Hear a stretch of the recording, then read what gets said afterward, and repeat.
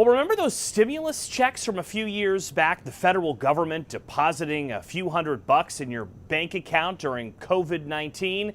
Well, a similar idea has been introduced in Congress, not because of a global health emergency, but because of the record amount of revenue being brought in through tariffs.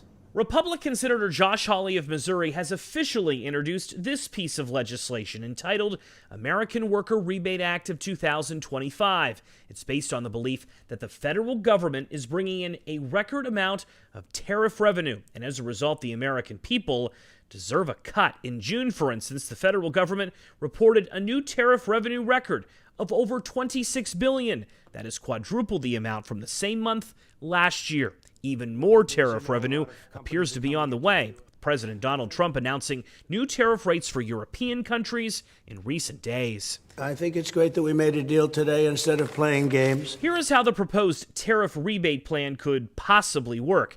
According to Senator Hawley's legislation, $600 per adult and child would be deposited by the Treasury Department into Americans' bank accounts. Individuals making under $75,000 a year and couples who file their taxes jointly and make under $150,000 would qualify. Those earning more would receive a reduced payout. The amount could even increase depending on if tariff revenue booms even more. The legislation is still in its introductory phase, however, with the House of Representatives already leaving Washington until early September, so no formal action is expected soon. Of course, the government doesn't have to give the newfound money to Americans. Some fiscal conservatives have suggested the money could help pay down the nation's debt, or even help pay for President Trump's one big, beautiful bill. President Trump himself has already talked about this idea of a possible rebate check back to Americans. Of course, many economists say that tariffs are a form of a tax and that inflation will tick up in the coming months because